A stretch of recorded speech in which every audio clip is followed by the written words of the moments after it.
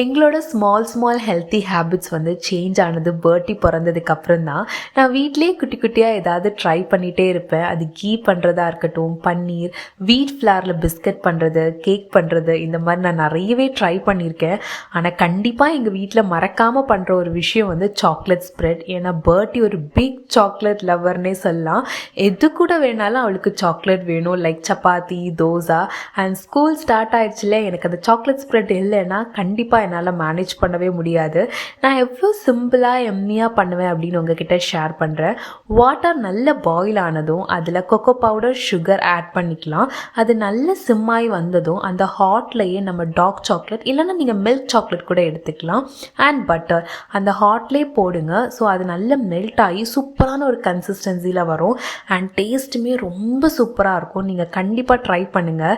நான் இந்த மாதிரி குட்டி குட்டி விஷயங்கள் அவளுக்கு ட்ரை பண்ணுவேன்.